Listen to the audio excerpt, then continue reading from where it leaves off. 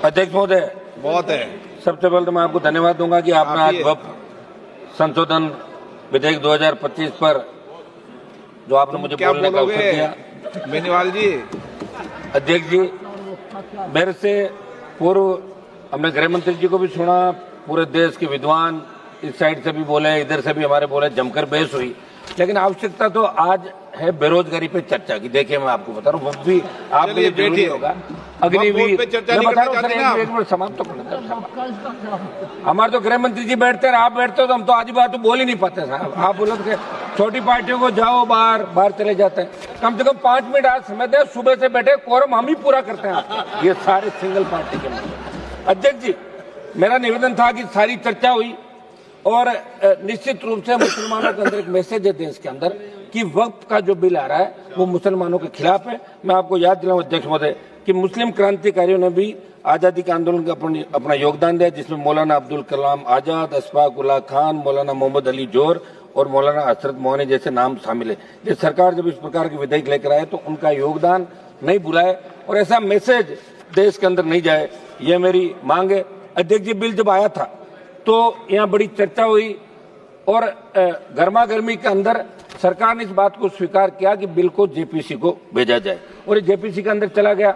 JPC की खबर रोज हम पढ़ते थे कि विपक्ष के सांसद जब अपना सुझाव रखना चाहते तो उनको बोलने नहीं दिया जाता और जेपीसी के अंदर जब और सुझाव आए तो उनसे हटके खाली एक फॉर्मेलिटी की जेपीसी में भेजने की।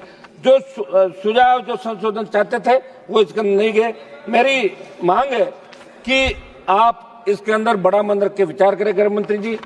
अभी कोई इस बिल से परमानेंट कुछ नहीं होने वाला, मुझे नहीं लगता कि इससे परमानेंट कोई सरकार अपनी बढ़ती रहेगी। और जो चीजें उस पर विशेष रूप से आप ध्यान दें। मैं आपका एक मिनट निवेदन करूंगा साहब, ये इसमें संशोधन आपने किया, पिछले कुछ वर्षों में वक्फ बोर्ड की संपत्तियों को लेकर विभिन्न प्रकार के जो आरोप लगाए गए, लेकिन क्या समाधान उन्हीं आरोपों के खिलाफ है या कोई राजनीतिक एजेंडा है? अध्यक्ष महोदय,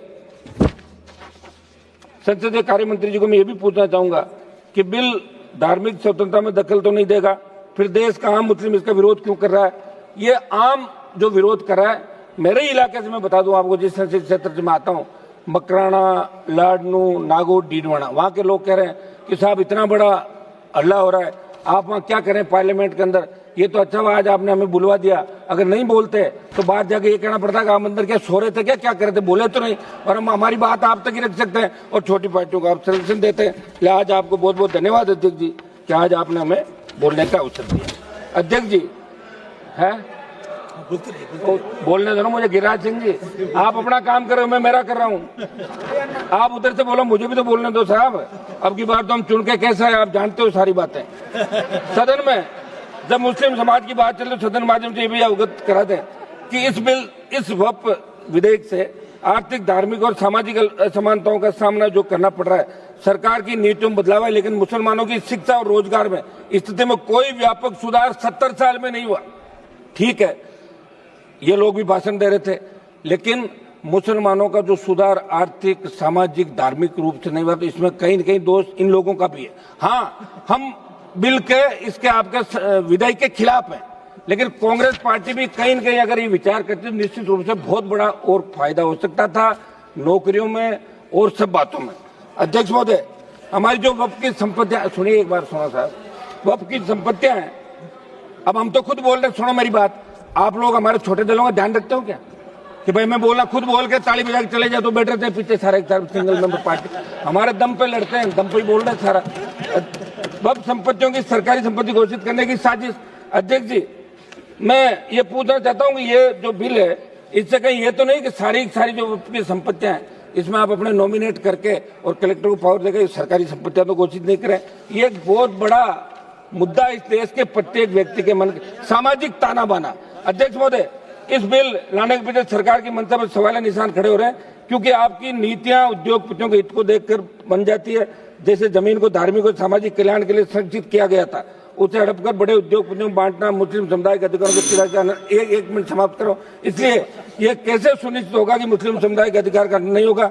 ये सरकार के जिसमें हितों को नजरअंदाज कर पूंजीपतियों को फायदा पहुंचाया जा रहा है। ये अन्यायपूर्ण नीति न केवल संविधान के मूल्यों के खिलाफ है, बल्कि सामाजिक ताने बाने को भी कमजोर करने का बड़ा षड्यंत्र है। अध्यक्ष जी, मैं ज्यादा इन पन्नों में नहीं जाऊंगा, फिर आप कह दोगे कि पन्ने पढ़ रहे। मैं तो राजस्थान की बात करूंगा।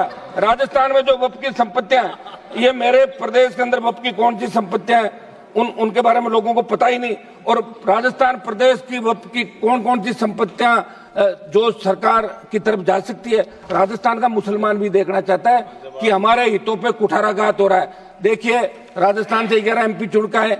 बड़ा मुझे वो कहते हुए वो आ रही है कि 11 में से कांग्रेस पार्टी कम से कम एक को तो बोलने का मौका देती है। आप उधर से, मैं ही बोल रहा हूँ, ये भी मेरे ही खाते में सारा।